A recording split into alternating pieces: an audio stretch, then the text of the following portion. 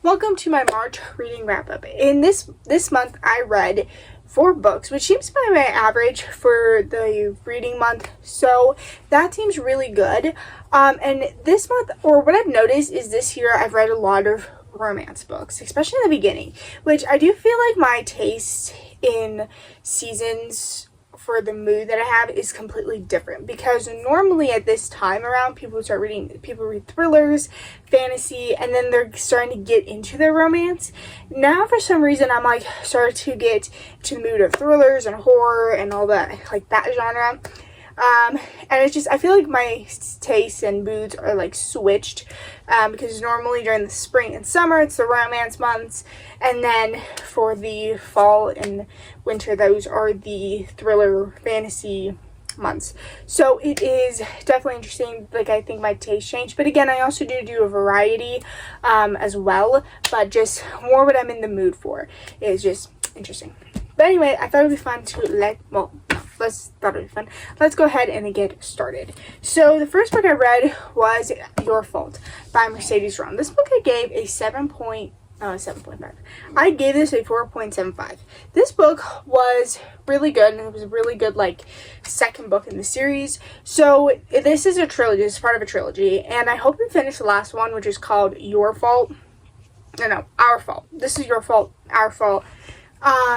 Hopefully sometime this year, because I read My Fault last year and I really did enjoy it. I really liked it. I liked the story. And if you don't know what that book is, that is the first one in this series. And I don't know, because I know there's something, it's a different series, like it's called something else. I'm just not sure what it's called, and stuff like that. Let me see. And it doesn't look like they have it here. So it doesn't look like they have it here, but it's called something else. Like the series is called Something in a Hole. But My Fault was about Noah and Nick. And basically it's a dual POV book, which I love when romance books do dual POV, because you kind of get both. You get both, like what the guy and the girl is feeling, and I really do like that. As well as what I really do like, well, that's what I like. But anyway, and I also seem to really like rich people in books, because again, it's something that I'm not, and I hope to one day become, so. But anyway, so the first book is My Fault, and that one is basically when Noah moves to this mansion, to this place that she doesn't want to go to originally, and the mom keeps saying, oh, I'm just doing this to like make you happy, this is for you, this is for whatever. And basically in the beginning you can see like fine, the mom had a past, same thing to Noah, but the mom plays the victim a lot, and I think for me, I feel like that's just, I don't know, the mom plays the victim a lot. I don't like the mom a lot. I think she's such a, I don't know, she plays a victim, and you can tell she really doesn't love the guy she married. Because, by the way, she married this guy on a vacation that she went on, basically met him and married. She did what Romeo and Juliet did. And she's like 30 or something, like she's an adult. But anyway, fine, she had a past and whatever, but she plays the victim a lot, and that's what gets me really annoyed when people, like, when a character or people just play the victim all the time, and that's what she does. As well as she wants Noah to be happy, but you can see that at the end of that book, in this book, Noah is happy, but she can't accept that. But that's basically there. So Noah just doesn't want to move, and her mom's making her move. So basically she sees Nick her first day, her first, like, time moving in and whatever, and she kind of is like, likes him and doesn't, and then they basically do fall in love, and it is sadly siblings trope, but it is actually, you don't think of them as that, because I don't know, they were never really, it wasn't, you think of, like, it's never really something that you think about, like, oh, they're siblings. It's just, you never really think of them like that. It's different than, like, how you would think. Anyway, then this one continues on the relationship, and Noah's in college now, and just all that stuff is, you basically get to learn that and all that stuff. I do also say a lot of people think Nick is such an abusive boyfriend, but I don't think he is, honestly. I personally don't think he is. I think he's looking out for Noah and sees the bad and sees the jealousy and sees the selfishness in the mother. And that's what I see. But that is Our Fault. Like I said, I gave it a 4.75 stars. I'd recommend this this series if you're in like a book slump and you want a fast-paced romance book. This book for sure. I would recommend any romance book, but this one, because I think it's really good, and I think it's like a fast-paced, and it is something, I don't know, I just think it's a really good book to read, if you're in a romance slump. Anyway, the next book I read was For School and the Second Time, Romeo and Juliet. I gave this book a 1 star. I do not think I'll actually read any Shakespeare on my own. I do not like poetry. I really do not like poetry.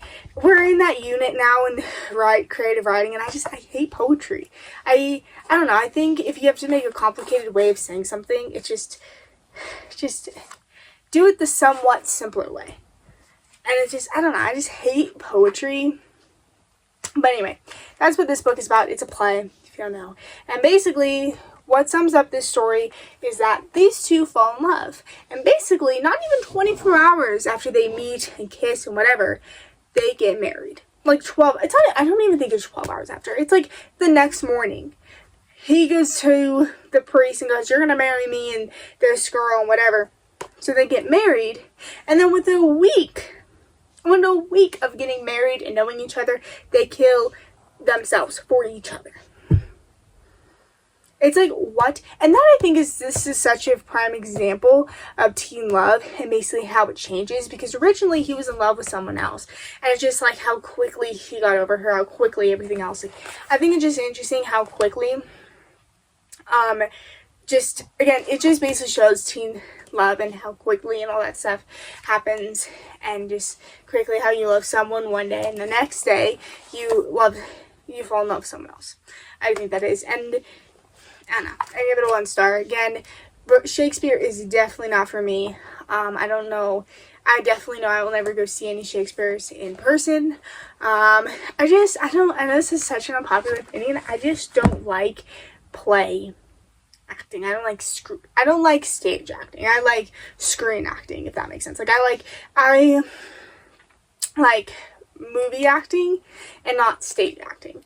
I don't know. I just have never liked that. And just hopefully one day I will do screen acting. Hopefully one day I'll be on the big screen, and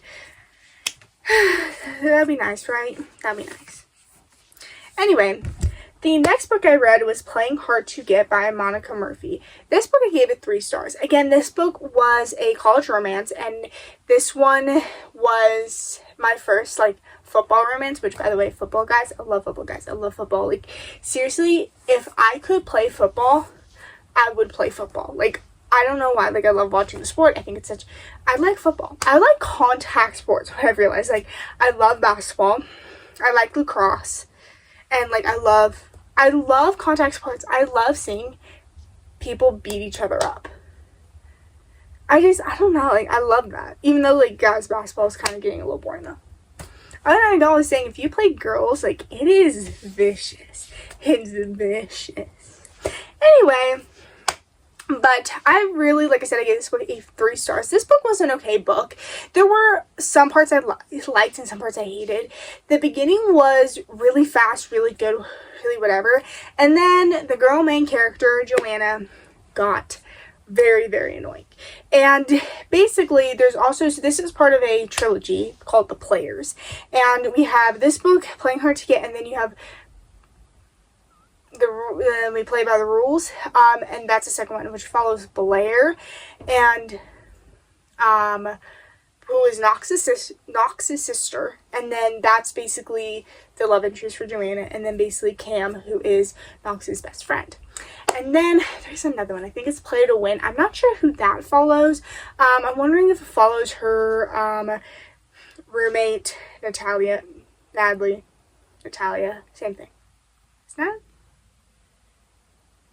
Actually, I don't know, I need to see how that's, like, hooked up. Anyway, Natalia, it's Natalie. So is it Natalia, or is it Natalie? Or is it the same thing? Is it just, like, how you pronounce it? And different. I don't know, whatever. So, probably is going to follow Joanna's best friend, and then one of Knox's best friend. I think. I forget the guy's name for that one. But this one, again, like I said, it was good at the beginning, very beginning, and then just Joanna got annoying. And honestly, my biggest thing that me out about what Joanna said was she said a lot of like things, but she said a lot of cringy things. But one thing I would say is cringy is, so Joanna is Knox's tutor. And they're in a session, and all of a sudden she goes, I forget what, like, the thing was. And she goes to Knox, and by the way, Knox is like a year younger than her, or a year older than her. So basically, she goes, it doesn't mean you're tutoring him, doesn't mean you have authority over him. And also, that's how I envision her saying it too. Authority, like, with this. It's like, oh my god. Anyway, it was just so, like, that was, like, really cringy about it. But again, I think the beginning and the end of it was good, because then Joanna, both in the beginning and the end, she wasn't as annoying, and I think in the middle she got really, really annoying. And stuff like that. Like, I think it was really annoying. It was really, really annoying. Just really annoying.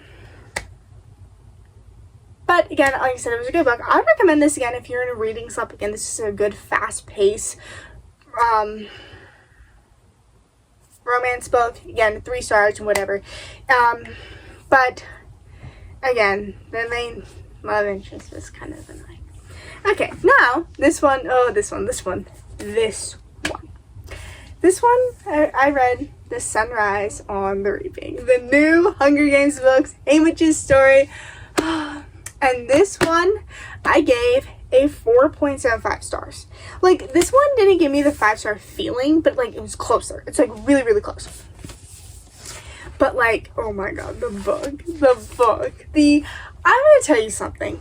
If you're reading this book, if you're in the middle of reading it, if you are going to read this, I would definitely recommend have a box of tissues, because at the end, you're going to cry, sob your eyes out. It is so sad in the end, and I think every single thing was, like, so good, so played out, and I think it was so, I really do like getting Haymitch's story, and there's also so much stuff from Katniss's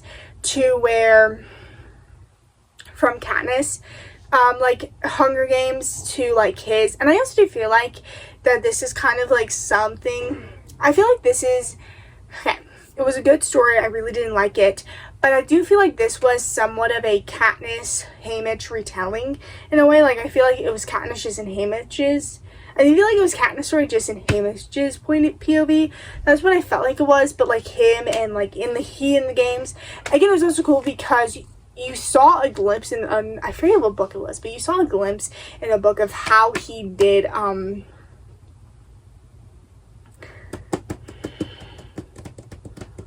why can I not think right now? Of how he won and how he became the victor and stuff like that.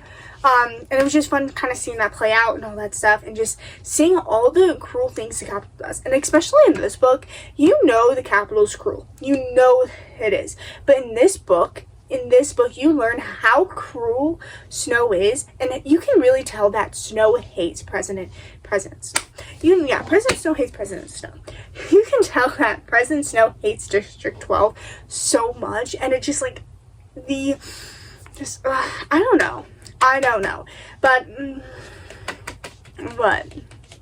and also just like what the Capitol does. And in this book, I think you can really tell that the people, like, honestly, here's the thing, the Capitol people, like, some of, like, I think, okay, the younger ones, okay, so basically this is the 50th Hunger Game, this is the Quarter Quell, there it is, yeah, because it was saying there was a Quarter Quell, it was the second Quarter Quell that Haymitch goes into, and basically, you can, so this is, like I said, the 50th Hunger Games, and you can go in and tell.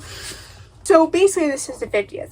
So you have some people like Snow who remember the war and remember all this stuff. So basically the older people in the Capitol are really rude to the districts. And basically this is where everyone else really does treat the districts so just horribly. Like, you can tell that, like, the older people just treat the districts horrible, and then the younger people, they get it, but they don't get it because they didn't live through it, you know? And, God, the people that you meet, the people that you see, the people, I'm, like, so happy. Anyway, like I said, I love this book. Oh, so good. Like, Haymitch's story was so good, so sad, so whatever. And it's just, like, you can also see, like, you know why, and now you just know why. Like, you kind of figured it, but you kind of fully know why. Like, you get the story, you get the background, you get everything, like, why Haymitch is what he is. And the epilogue, oh my god, just